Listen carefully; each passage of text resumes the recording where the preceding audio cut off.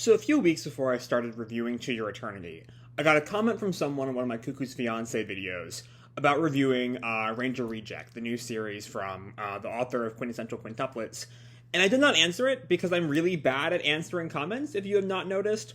But what I would have said, had I answered it, is that I was already feeling like there was not a whole lot of new shows I could tack on, getting pretty exhausted with everything I was trying to juggle, especially with To Your Eternity on the horizon, and I just did not have the time to throw another series on. Anyway, last week, Ishida came out with a new manga, and I just can't get away from his fucked up brain. So, here we are with a live reaction for the first chapter of Choujin X. Sorry whoever that was commenting, but I am who I am in the end. Yeah, I don't know a lot about I read the quick little blurb on my anime list, but yeah, let's just jump right on in. We open with, what can definitely be called a drawing. We have a naked guy, sort of looking up at this, like, bird demon thing, with the subtitle, "It's something of an affliction." And we open on, like, a plane flying somewhere, in the sky, and a girl is sleeping on the plane, and she drops some kind of heart-shaped, fruit. And someone tells her, "You dropped this tomato." I don't quite know why, because we see the Y there with the tomato.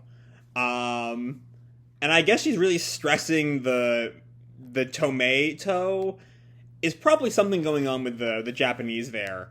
And the girl picks it up. "Eep, thank you kindly." The woman looks at her. "What a magnificent tomato. Are you on your own, my dear?" "Yeah-huh." You shouldn't really say that to a stranger on a plane. If you're on a plane and someone asks you if you're alone, and you are alone, lie. Just lie. It's better for everyone. But the girl just kind of explains, "There's a fair coming up we just can't miss. Usually my grandpappy goes, but he got his back hurt, so this time I'm going for him." So this old lady, there's something about her reminds me of, I think it was a Motto flashback in Ghoul. The old lady, I think with like one of Amon's first cases, and she seemed to be so kindly, and then she was an evil ghoul. And I'm in that mindset, of course, because of who the author is. But we'll see what all comes with her. The woman presses, "A fair? It's a competition to decide the best produce is what it is. If you win, it makes a name for your produce, and that means more orders. And more orders means you strike it rich." And the old woman responds, "Well, isn't that nice? What will you do if you become rich? First off, get a pesticide-spraying drone, a brand new tractor, and a fully automated, temperature-regulated hoop greenhouse." She's got a good head on her shoulders, I'll say. "Also, I want to live in a ginormous house." And there we see, like, the child come out of her. "And I'll get a dog this big, and we see a dog that like, looks like a Shiba Inu, but it's like twice her size. "I'll have a handsome Goldilocks hubby." And we see an image of the man, like, very square-jawed. "I love you, Ellie." I'm guessing Ellie is her name. And the woman kind of swoons. "Oh, my." And then this guy, we see this man who seems to be asleep. He makes this kind of, sound as Ellie continues. "And I'll have 9 kids. Oh, my. That's quite a lot." And all of a sudden, the man sort of, like, jolts awake. "Huh?" And he looks at his watch, and I think it's the man who says, "Not good." And then he kind of leans over to them. "Pardon my interruption. Would you be kind enough to let me through, ma'am?" And there's something about his pose. His pose is just, like, very, very kind of dramatic. There's something going on. It kind of gives me, like, the Flash vibe. Like a Flash running thing. And the lady laughs. "Oh, I'm sorry. Let me get out of your way." "Oh?" And she tries to, like, unbuckle herself. "My seatbelt. How's this thing work, anyway?" And the man sort of glowers. "I'm sorry, are you headed to the restroom?" And the man sort of, like, raises his hand to strike her. "Hurry the hell up, you old hag!" And Ellie grabs him, stopping him from striking her, which seems to, on first glance, be not in line with the flashback that this brought up from Ghoul. Though admittedly, it could be the flashback from Ghoul, and the old lady is still kind of a villain. We'll see. But Ellie presses him. What are you doing? You're not supposed to hit old ladies. And the man glares at her. My mistake. The air currents rocked me right to sleep, in the middle of an important gig. And Ellie looks at him, and he kind of he sees kind of energy glowing around his fingers. That wasn't beautiful. That makes this second rate. First rate would look more like this. And smoke, emanates from his hands and turns to fire, and just burns everyone in the plane behind him alive. Okay. That happened. That's some fantastic art also, by the way. I had a lot of problems in Ghoul with Ishida's art, which is widely praised. But I found, especially in action scenes with Kagane in the mix, it was often just nigh impossible to tell what was going on in Ghoul's worst points. Shirazu's death fight is kind of the low mark of unintelligible Ghoul fights. But this is just striking. It's super clear. And yeah, a lot of flaming skeletons. Including Ellie, who also dies there. So rip for her, I guess. And Fireman just kind of, and Ellie kind of screams, and then the man just says, elegant. As we see the plane from below, as a sort of trail of smoke, flows from behind it. So how's that for a prologue? We have, I think this is the main character, sort of looking up. Either at the plane or at something else entirely. And just then he's kind of smacked by a teacher's eraser. Kurahara! Ugh! You're staring at the sky again. This is his teacher, who is just poorly designed from a character design standpoint. What is going on with her boobs? Let's just get that out of the way. What the fuck? But whatever. You're staring at the sky again. I can't stand students who do that. And Kurahara kind of rubs his wound. Well, the plane. A plane? And she just rolls into a math question. Alright, if plane X blasts off at 700 kilometers per hour, and the observer is standing directly below at fixed point A. Excuse me. How quickly does the incline of the line connecting X and A change in degrees per second? And Kurahara tries to work it out. The fixed point, so while the angle is... I have no idea. That's because you weren't paying attention! And we cut to some time later, he's on the roof. We get a bit of an introductory blurb for him. Tokyo Kurahara, age 16, second year at Suru High. Whatever. Classes are pointless. And he turns down to the pigeons, sort of, pecking at the ground around him. You guys agree with me, right? And one of the pigeons looks right at him. Haha. Yeah, you guys get it. Silly Miss Bazonkas. I mean, I guess I'm glad he's calling out her awful character design, but it's still there. Angles, probability. Studying that stuff won't do any good these days. And so, I'm curious kind of what he means by that. These days. Because I know a little bit of the premise of superhumans who are kind of end up causing destruction, like we sort of see in the prologue here. But what I'm kind of curious about is this a new phenomenon? Is this something that's happened recent enough that you might call it these days, and still have fairly clear memory of a recent past where this was not the case? And that's the kind of thing I just don't know yet, because I'm 13 pages into the series. Anyway, he's walking home, and he thinks, I wonder if this week's Young Sunday is out yet. And he hears, excuse me, I'm in a hurry. And it looks to be a woman kind of being harassed by three men. What you're rushing for? I think having a good time with us will be a much more valuable experience. Ah, okay. And one of his buddies, he means it, will make good and sure of it. That's the only thing anybody can be sure about, right?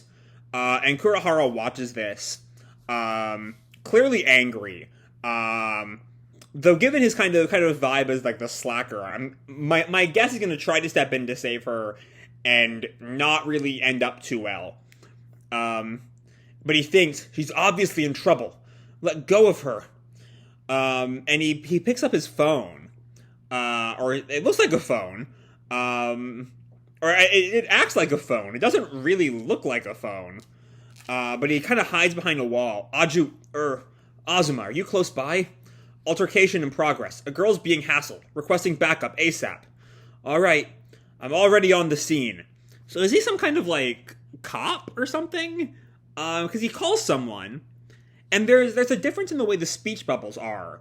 Because the first bubble, Azuma, are you close by, seems to be, it's more circular, which generally means that the person is in the room. Whereas the rest of it is kind of square, which is generally sort of coming through some kind of electronic medium, like the other side of a cell phone.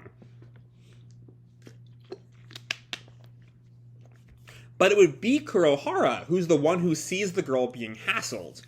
I don't know. Let's continue. There might be answers as we go on. Anyway, the figure, I'm already on the scene, jumps to the alley, and he lands. Hey, let go of her, you thugs! And it's this guy. He's got like a bit of a white or light colored bowl cut. These sort of like cheesy glasses. But he doesn't look particularly strong. One of the thugs says, "Who called the mushroom? Who are you calling a thug?" Kurohara looks, "Good going, Azuma. You're the town hero." And the same thug kind of goes to attack Azuma. "I'm gonna have my way with the little lady," and he tries to whack Azuma, but Azuma gets out of the way and kicks him. Just like strikes him hard. And it seems to be so hard, the guy's bones are tearing through his elbows? Maybe that's part of his, like, Choujin powers or whatever. But Kurohara freaks out. "Azuma, that's going too far!" And the guy runs away. His lackey's gonna run with him. And Kurohara comes up to Azuma. "Nice kick." The woman approaches the two of them. "Thank you so much. I have an important interview today." And Azuma turns to her. "Not at all. I was just doing what I could." Could I at least get your name?" "It's Azuma Higashi. This is Tokyo Kurohara. We're partners." "Thank you very much, Azuma." And Kurohara kind of pipes in from the background. "Don't mention it." And then some time passes. So it does look like it's more just a line between the two of them.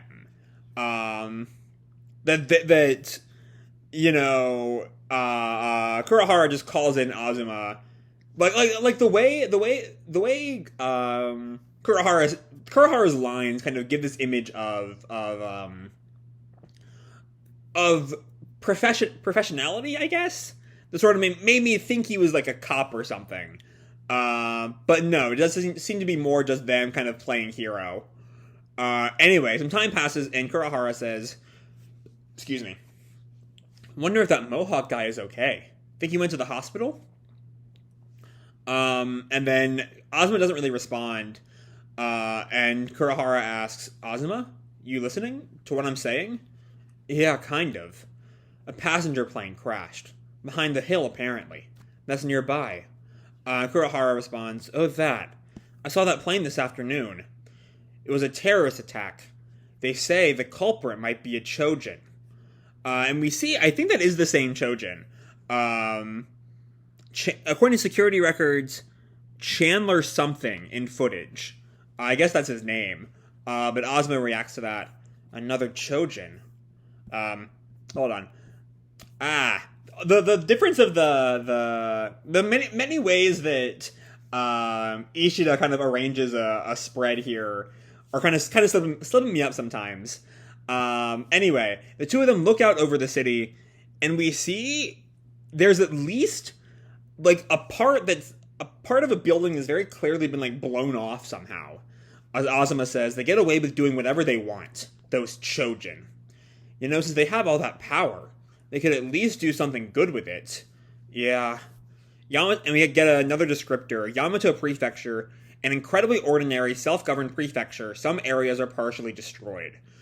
So okay.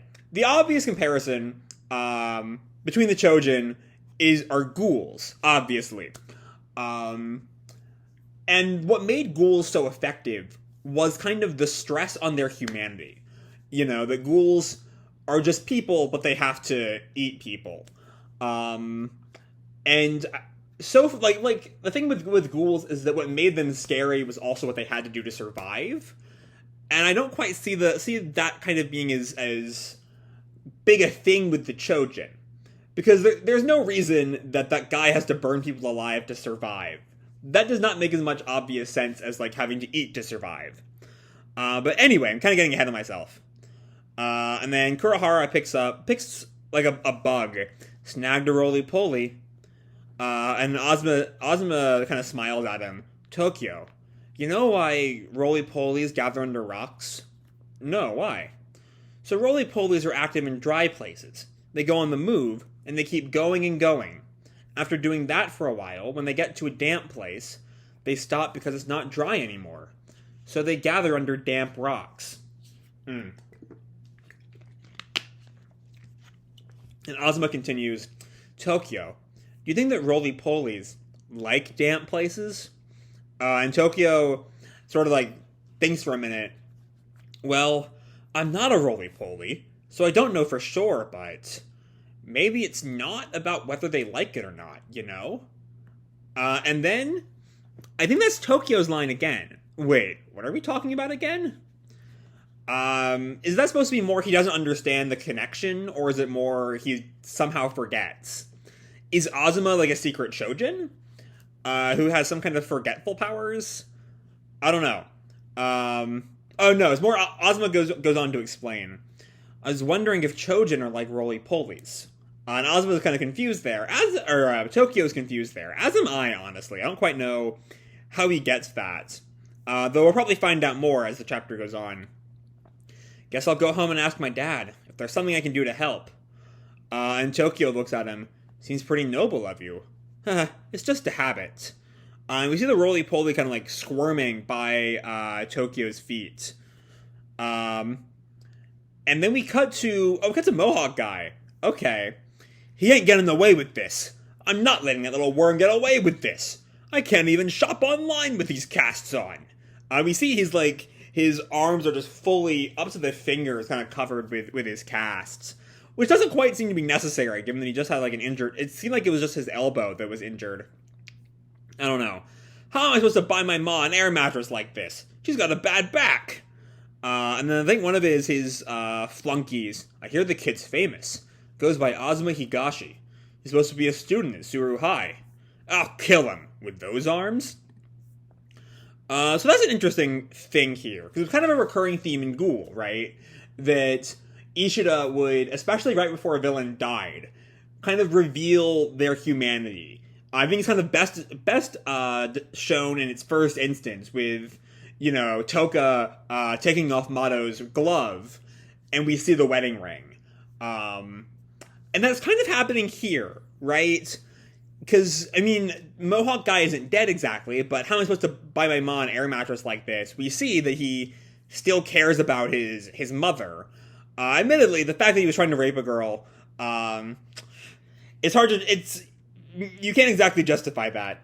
The same way you could with Mado. Anyway, I'll kill him with those arms. And someone walks in. I can fix those arms for you. With this. And this person pulls out a syringe. Okay. Is that gonna be like the Choujin drug or something? And then we cut to, I'm guessing this is Tokyo. I'm home. Welcome back. And he walked in on his parents. Azuma went into action again today. And his mom said, mom or sister? Because my first thought was mom, but maybe, because like the fact that she's holding a game controller makes me sort of lean towards younger sister. Azuma's such a great guy. You guys should hold hands or something. Then maybe he'll rub off on you. And then I think this is, still the sister. He's small, but he won the judo or karate tournament 5 times in a row, right? He saved your butt tons of times. And her dad kind of comments on the game. That planet's not doing so hot. I know that. He won the judo and karate tournaments. His grades are top in his class, and his dad's a big shot in the police force.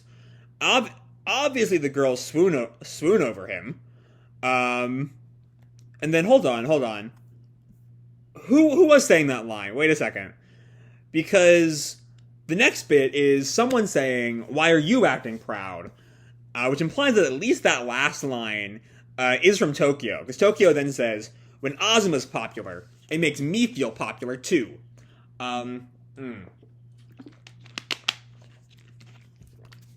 So I'm guessing that at least part of that, at least that last line was Tokyo. Maybe all of it was Tokyo. I don't know. Anyway, the sister is an older sister. Okay. Looks like my little brother's having an identity crisis. Personally, I'd fall apart if I were as messed up in the head as you. And the dad says the planet, I know, shut up! And then Tokyo just kind of jabs into her. Unlike you, I have amazing potential. Huh? Remind me who's paying your tuition again. So we see, it's very much a contrast to Kaneki here. How Kaneki was very much all alone in the world, except for Hide.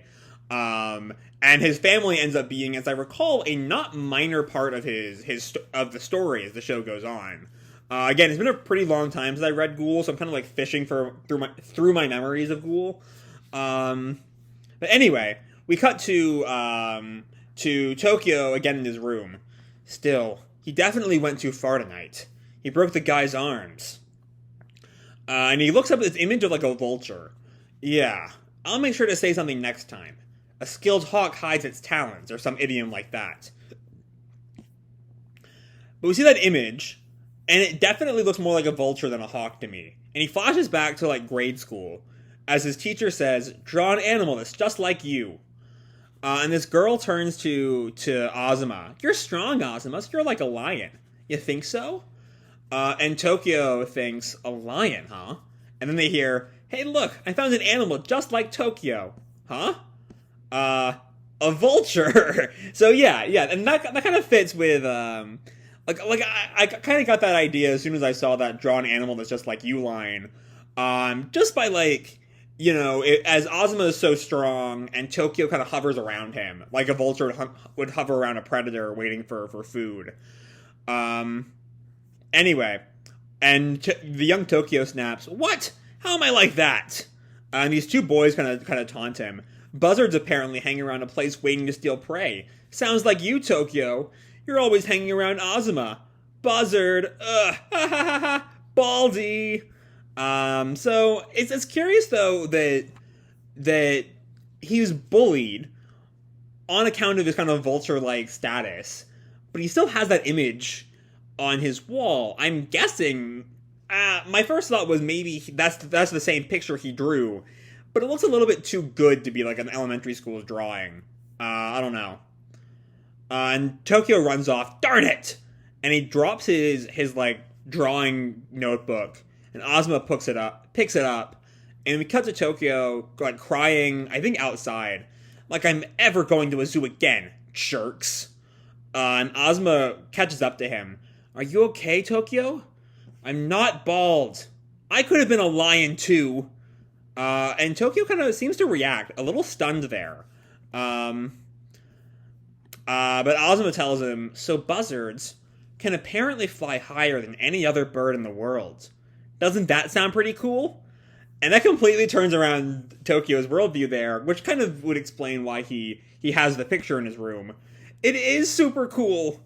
Cut back to the present. I do wish, though, very, very, very minor complaint. I personally am a big fan of the kind of black borders for flashbacks that are pretty common in manga. And I wish he was using them here. It's easy enough to, like, work that out when the flashback changes. But it's just, in general, a nice thing to have. I don't know. Anyway. But Tokyo continues the thought he was having. But then he might respond by saying, "A lion uses all of its abilities, even to hunt a mere rabbit." And he smiles. "Well, I guess it's fine." We cut to some time later, Tokyo's met up with Azuma again. My sister says we should hold hands, so I could be more like you. What do you think? I'm already, like, there's very... Ishida feels very much like he's courting, like, the shipper demographic here, with a line like that, especially. And Azuma's response, huh? What are you talking about? No thanks. She said, and we see their I think, they're both kind of like work clothes. They got this volunteer armband with shovels. I think they might be like digging up the remains of the plane. She said to hold hands so you'll rub off on me. Come on, that's not how things work. Still, sorry for making you come with me. And Tokyo laughs. I don't mind. You gave me a legitimate excuse to skip school. Still, the plane. Pretty amazing there were 200 survivors. Okay. That's, even without a superhuman burning everyone alive, that's a lot of survivors for a plane crash, I think. Especially when, there's the what is it, the Miracle on the Hudson? Am I thinking that right? Where, like, it landed on the Hudson River and everyone survived. But that was on water. That makes more sense, at least in my brain, that there could be survivors. Especially a large number of survivors. That was, like, on a mountainside. I don't know. And the fact that line is bolded, there's definitely something important going on with the fact there were so many survivors. The hull was the only part that was really burning at all. Yeah, and the frame, most of it hasn't been damaged. It's weird. That's really weird. Because the plane we saw in the prologue, unless it's a different plane, and Ishida's trying to trick us, I'm going to keep that theory in the back of my brain. But if that's the same plane we saw from the prologue, that was burning from the inside. You know, the Choujin attacked from inside, and we saw him, like, burning people alive. We saw their skulls. Anyway, let's grab our drinks and head home. And so we cut to later that night, and Tokyo and Azuma are still talking. After you told me about the roly-polies, I ended up going online and ordering an insect field guide. Seriously? Let me borrow it. I like the kind of, like, mocking Azuma first does. And then he turns it right around to... Actually, I'm into that too.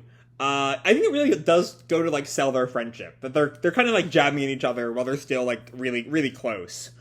Anyway, Tokyo says, so near water, praying mantises. And then we hear someone say, Azuma Higashi? Yes? And he's just whacked. I'm guessing by Mohawk guy, judging by the fact that his hands are still, seemingly in the cast. I'm guessing whoever that guy was turned him into a Choujin. That's my guess. Which I already guessed earlier, but especially now, something's up, and I think it's that he's a Choujin. Especially because he still seems to have the mohawk, or something that's reminiscent of his mohawk. But he doesn't seem to have the same face, or have a face at all. And Azuma hits the ground, and Tokyo calls, Azuma! Thought I'd stop by to celebrate my recovery with you. And apparently his lack of face was just more of an artistic choice than anything else. Because his face is still there. But he smashes his canes together. It's the guy from before. His arms. And the cast kind of falls apart. They're healed? Heh, get a load of this. Take that! And he kicks Azuma. Azuma hits the wall behind them. We see he like coughs up blood there. What's the matter? Aren't you supposed to be hot stuff, Azuma? And Azuma glares at him and gets up and kicks him. Pretty hard by the looks of it. That might just be artistic license, but like, if that's not artistic license, that kick is gonna break his cheek at the very least. It definitely, honestly, is either artistic license or he has some kind of, well, he clearly has some kind of regenerative ability. So, because it looks like his head is like 180 degrees behind him there, which, given how fast his arms heal, might not kill him. And Azuma is shocked by something. And Mohawk looks at him, ain't gonna work. And then I think he's gonna whips his head back, throwing Azuma off of him. And Mohawk guy grins, and his head stretches. And he throws his head down to, like, bite at what looks like Azuma's back. even without Kaganes, there's some certain lack of clarity in some of Ishida's action drawings. Because there's a certain blurriness to Azuma there, and I can't quite make out what he's biting. It might actually be more his, like, waist and side area. I'm not quite sure. But the man laughs. Ha ha ha ha ha! It's the real deal! Flexi Choujin, Johnny Kiyoshi Takayama. So, his name is Johnny. I'll be calling him Johnny from now. But yeah. That's his power seems to be focused in the neck. And I don't quite see how a healing ability kind of fits in with the flexible power he has. So I'm guessing that maybe all Choujin have good healing factors like Ghouls did. You count it's past or present tense. I'm not quite sure. Either way. It's true. That stuff can make you a Choujin. And Tokyo kind of panics. Cho? And his flunkies. Boss, your neck! It's fine. This is how it's supposed to work. And I think, where is Azuma? Is Azuma like bound up somewhere in the neck? Kind of wrapped up in the neck? But Johnny kind of yells, "Whoa! Ha ha ha ha! I love me some violence!" Okay. There's a lot going on in that image. I saw this little clip from Shonen Jump has this podcast that comes out occasionally, and they'll put a clip of it on Facebook sometimes. And they specifically mentioned with Choujin X how Ishida's kind of turned to a lot of abstract art. And they specifically mentioned page 70 and 71, I think, which we're not at yet. This is 48 and 49. But I definitely get the abstract here, as I think this is meant to represent Johnny just whacking Azuma around with his neck. But, it's depicted with, Azuma all over the place and Johnny's head all over the place and the stars and all of it. It's weird as fuck. And his flunky, the one with the hair like JoJo 5. But, boss, you're gonna kill him like that. Pompadour, that don't look good. Then Johnny turns to kind of wrap them around in his neck. Wrap their necks with his neck. With the Choujin syringes in his mouth. Ugh. I feel like I've been waiting for this moment forever. Tonight's a magical party. For the chosen ones. You guys have got to get in on this too. Boss, you're not your usual self, boss.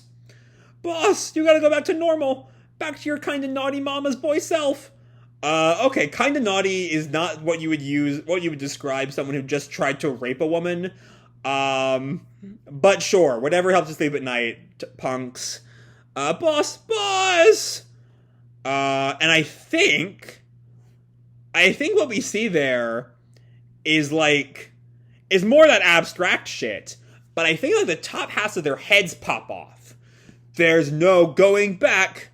Do or nothing. It's kind of written do or under Pompadour's corpse, and nothing under Giorno lookalike's corpse. And the two syringes go flying. I know enough about the premise to have a good idea where those syringes are going to end up. But Tokyo runs after Azuma! And Johnny goes after him, but Tokyo jumps over Azuma, and Johnny seems to miss. And Tokyo tries to run away with Azuma. And I think he jumps into the water. They're by a dock, I think. And Tokyo gets up and pulls Azuma to the shore of another part of this dock. And he calls, Azuma! And Azuma looks at him and just whispers, Tokyo! And he points somewhere. Points to the syringe. To the Choujin syringe. That was where my mind was going.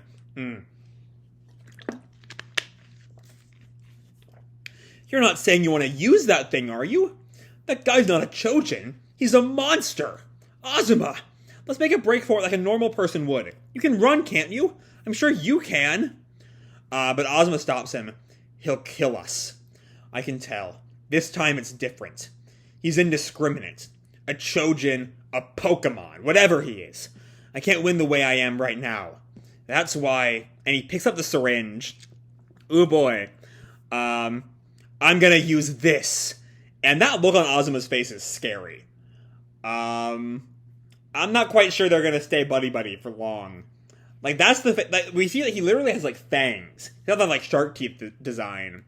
And Tokyo's shocked. Ugh. And we have this image of his hand on brick. And let me look at the ground they were on. That is the ground they're on, I'm pretty sure. But it's on brick, and then it kind of changes to, like, dirt or sand or a flatter surface than brick. And we're in flashback with actual black borders. Thank you, Ishida. And Tokyo looks beat up. Stop it. What did you say? Oh, no, okay. For a second I thought, because we saw Azuma kind of, this, like, young Azuma, sort of solemnly approaching Tokyo. And for a second I thought that Azuma was the one doing the beating. This was going to be a huge shift on their relationship. But no. It's Azuma says, stop it. And then the bullies who are beating up Tokyo say, what did you say? I said, stop it. And he points at them. And Azuma beats them up pretty easily. Thank you. I'm Azuma Higashi. You? Tokyo Kurahara. So this is their first meeting, actually. One of them also has a shirt that literally translates to bully. The one that we see that Azuma beat up. Why are we getting picked on? He said I got on his nerves for some reason. And Tokyo kind of, like, clearly struggling to say this. My family's not exactly wealthy. Huh? You don't need to pay me. I'm supposed to pay back anyone who helps me. According to my sister. Okay, so maybe it's just because I've recently gotten into Rave Master. But all of Tokyo's, I mean, his father's in the picture, so it's not quite the same thing. But I'm getting a kind of the same vibe that Haru has towards Kadoya in Rave Master with Tokyo and his sister. Though we'll see. So anyway, I'm supposed to pay back anyone who helps me, according to my sister. Huh? She's basically my mom. Her rules are absolute. And Azuma thinks, my dad's absolute rule is, to shirk justice is cowardice. I don't really get it, though. Yeah, so, from now on, you can help me beat the bad guys. And so we're seeing the beginning of their alliance, right here.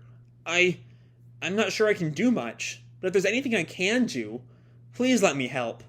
And Azuma smiles, works for me, and puts out his fist, and the two of them, fist bump.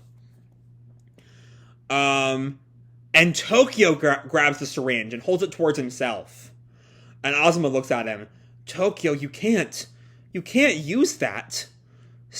And Tokyo kind of closes his eyes before muttering out, somehow it feels like if I don't do anything right now, I won't be able to stay friends with you. And we see, tears running down his face, not down his nose. This is Tokyo's moment that makes him a protagonist. Which, in a way, he's a much more active protagonist than Kaneki was, especially at this point in the story. Like Tokyo sees himself as a bystander, but he's the one who grabs the syringe, and if this does go like I think it will, he's the one who changes himself. Unlike Kaneki, who required, a bunch of steel beams and a shitty doctor to kind of turn him into a ghoul. Anyway, so. And Azuma looks up at him, and the two of them point and we see that Azuma's grabbed a syringe, and the two of them point their syringes at each other. Okay. I wonder where Johnny is in all this, but either way, this art is gorgeous. I love the clouds in the background. Holy shit, like, the detail on those clouds is fantastic. No regrets, okay? You got it! And we cut to a dandelion in a black background as its seeds kind of blow in the wind. And Johnny calls around, where'd you go, you little sewer rats? And he's like whipping his head around. Let me kill you, let me kill you, let me kill you, let me kill you! And we see it's not just his neck that can stretch. It's also his hands. And then he sees Tokyo behind a corner. There are the numbskulls. And he rushes right for them. And we see, and he slams Tokyo's head as Johnny laughs. And there's page 70 and 71. Pure abstract. Yeah, I get what they mean by abstract art there. Okay, so that's definitely Tokyo, I think. Sort of stretched back like that. His arms kind of extended, and in place of his head, the vibe I get, my first instinct was ravens. Or crows or something. But given what we've seen of Tokyo's backstory already, I think it might be meant to be like vulture feathers. And Johnny is stunned for a moment before a fist just slugs him. This fist, by the way, has this kind of like, it's one color here, and then you got another color there, back to the first color, second color, so on and so forth. And he's just sent flying, like, towards the moon. And we see a figure of some kind. I'm not quite sure what Tokyo is supposed to look like there. But we see that mask looks like, what was it, the Kakugan? What was the Ghoul that ate ghouls form called? Kakuja. Looks like a Kakuja mask. And his title is Bestial Choujin, Tokyo Kurohara. I mean, that's a great group of 2-page spreads there. Azuma, though, is seemingly unconscious. He's not moving. It's just Tokyo who does that. But Tokyo walks over to Azuma, and that's where we end. Choujin X. Next chapter, coming soon. Okay, so first let's talk about release schedule. Because it's already been, if y'all are not aware, this is not airing in any magazine. It's just like whenever Ishida finishes a chapter. So the fact that it's been a week already, this came out last Monday, I think, and I was just far behind on everything, and this was kind of last on my list. Maybe this won't be, but what I'm wondering is what's going to be the average length between chapters. Is it going to be, roughly weekly? Maybe not at this point. Roughly bi-weekly, roughly monthly, roughly like seasonal. I don't know. Given how I opened this video talking about how overstressed I was a while ago, I'm hoping it's like more of a monthly, or close to monthly than anything else. But still, there's a lot to like here. It's very much a pilot chapter, so it's kind of hard to say if it'll go to shit or if it'll stay as fun and engaging as this first chapter is. But what we get is a lot of fun. I'm already really into the Tokyo and Azuma friendship. And I'm curious, though, because we see... I'm kind of flashing back to Naruto and Sasuke, almost. Even though Tokyo and Azuma have a much less kind of confrontational vibe, a lot of Sasuke's sort of drama in the early parts of Naruto, beyond the fact that he was an orphan and his brother killed his family, his drama with Naruto was about the shift in their relationship. How Sasuke was always so good and Naruto was always so weak. And as Naruto started to get better, that kind of threatened their relationship dynamics. We also kind of saw that in, I think, season 3 of My Hero, as Bakugo kind of panicked about how strong Deku was getting. That kind of ending with All Might telling Bakugo that, like, of course Deku's gonna get stronger faster. He had more room to grow than Deku did. But anyway, the relationship between Tokyo and Azuma is definitely going to be kind of one of the main things to look out for going forwards. But yeah, one thing I'm curious about is what is it about Choujin that tend to drive them to evil? Because one of the more interesting things that Ghoul did, I think was a manga only thing, was a sort of mention that ghouls tend to go crazy because they have to eat people who look like them, and that kind of drives them mad a little bit. But that's, again, not really, like I kind of said earlier, it's not really a thing with the Choujin. The Choujin don't have to kill people, and yet they seem to keep doing it. And, like, Johnny was just already like that, and maybe the Choujin serum kind of made him more like that. Or maybe it's just, he would have gone on the attack as soon as he was healed, had he not been a Choujin. And the Choujin just sort of allowed him to speed up a little bit. I don't know. A lot of questions there that we don't have answers to yet.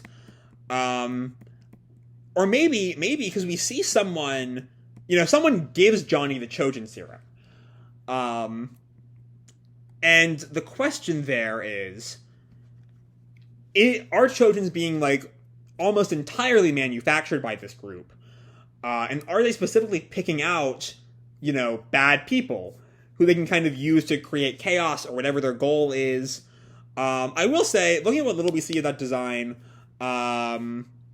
the lipsticked villain, bearded villain, I don't recall. It's been a while since I read Ghoul, but I don't quite recall Ishida being great when it came to queer characters. Specifically, Big Madam coming out as trans, right, or being outed as trans right before she died, was like, especially given Juzo's backstory with her, was not great. And so I'm a little bit nervous there. But that again is kind of maybe drawing conclusions way too early. But yeah, there's a lot to like here. There's a lot to kind of be, there's a bit to be nervous about, but there's a lot to like with this chapter. This pilot, conceptually it is very similar to Ghoul, the kind of superhumans, causing trouble for society, and the heroes kind of have to become one. But there are, again, notable differences. It's an active choice Tokyo and Azuma make here, whereas Kaneki was forced into this life. I don't know. It all kind of remains to be seen what Ishida does with this. But again, the art is gorgeous. Holy shit, the art is good. Even when it's sometimes unclear, the art is fantastic. So yeah, that's kind of all I have to say right now. I'm sure there's more because it's just such a dense chapter. But that'll come whenever chapter 2 comes out. So let's just leave this off here for now. So that's all I gotta say for this video. Hope you all enjoyed the chapter and the video itself. If you did, feel free to drop me a like or subscribe, do whatever makes you happy, And remember, your life is your own, okay? Bye!